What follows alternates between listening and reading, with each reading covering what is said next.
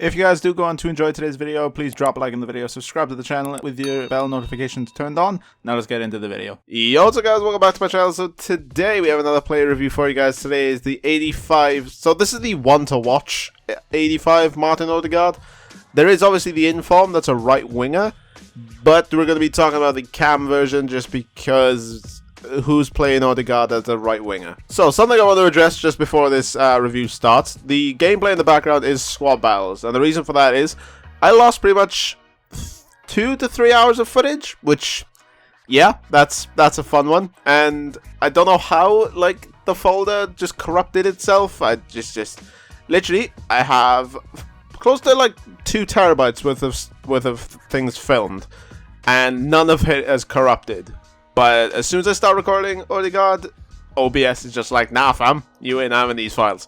So yeah, those files have corrupted. I have got like 3 or 4 games of squad battles that I'm going to be splicing in, but all my opinions on the card are based off of rivals. So just bear that in mind if you're wondering why squad battle is in the background. Alright, now let's get into the actual review. So let's have a quick look at his stats. So as the 85 cam version, he has 80 pace, so 82, 78 acceleration sprint speed. His shooting, little lacking at 79, 81 positioning, 77 finishing, 80 shot power. Now his passing is where this card really shines. 90 vision, 85 free kick accuracy, 85 short pass, 83 long pass, and 83 curve. Look at that, his dribbling, 87 agility, 87 ball control, and 88 dribbling, as well as 5-star skill moves, which you'd love to see. His defending and physicality, not really to talk about. Aside from his physicality, he does have 82 stamina, so he's pretty much going to be lasting the entire game, thankfully. Now, how is this guy actually in game? Guys, in terms of a just distributor of the ball, he's, you know, he's a cam. Like, he's incredible as a cam. His passing is one of the best I've used in this game. It's just, his passes are always pinpoint, always feeding through the attack. I have Aubameyang up front, and every time you do the L1X where Aubameyang runs and then Odegaard sets him up, always pinpoint accurate with his passes. Guys, just his blend of dribbling and passing. The way, obviously you can use the R1 now to dribble the ball.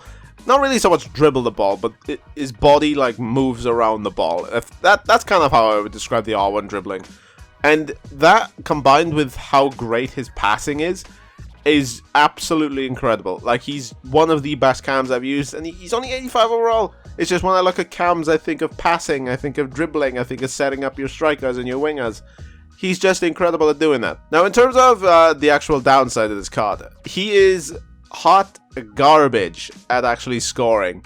Scoring goals, he's not all about that, I'll be honest. I don't know whether it's just me, probably is, but yeah, he's not a very good finisher of the ball, not gonna lie. So, in terms of that, obviously, you may potentially want to put him at center mid instead of a cam, but as a cam, he plays very well, obviously, but if you want more goals to be scored, you may consider putting him back as a center mid. It really obviously depends on how you want him to play. In terms of, personally for me, I like my cams to actually score, like a lot more than most people potentially. It's just when you're L1 and Xing, obviously players back and forth and send them on runs, having a cam that can score is obviously a very nice thing and a very desirable thing to have. Now, is there any downsides apart from that? Not really. Like, I'll be honest, again, cams, you want them to score, you want them to obviously set things up, you want them to obviously dribble their way out of harm's way and then set up your strikers or your wingers. And in terms of doing that, he's incredible. But actually scoring, a little lacking at the moment. So guys, in terms of the chem style I would actually chuck on this card, there's literally only one I would recommend, and that's Hunter. Increases his pace up to a 90 as well as increases his finishing.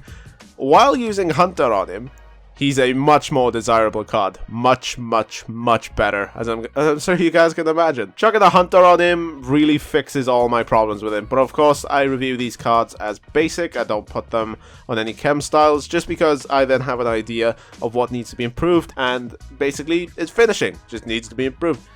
Now, in terms of the grades I would actually give him, first of all, shall you use him in Foot Champs this Friday? No, I don't think you should. I just think there's so much more better cams in the game at the moment. Even probably around his price range, like 30 to 40k. Even if you want to chuck like a winger in cam, obviously to have a bit better pace and a bit better finishing in the cam slot.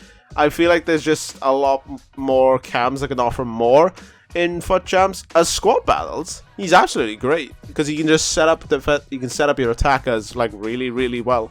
But in in FUT Champs, I really wouldn't recommend him. I'll be honest. I just don't think he offers enough. Especially in that comp level, I just don't think he offers enough, unfortunately. So in terms of the grades I've given him, obviously, expectations.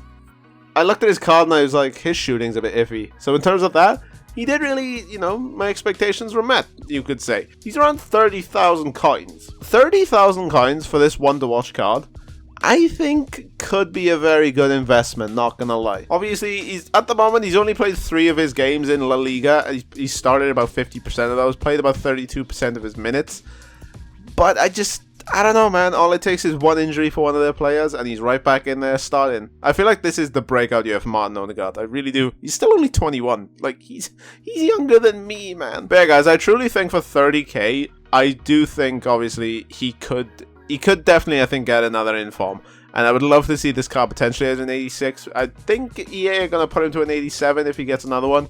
Obviously improving that finishing just a little bit more. And then that 30k looks like a steal if he does get another inform. And of course, because his one-to-watch card is a cam as well, even if he gets an inform on the right wing, you know he's just going to be an 87 rated cam, which is where he belongs, because that's where he absolutely shines. So guys, that's it for my review of this Martin Odegaard. If you guys have enjoyed the video, please drop a like in the video, subscribe to the channel if you're brand new around here. See you guys later, take care, peace.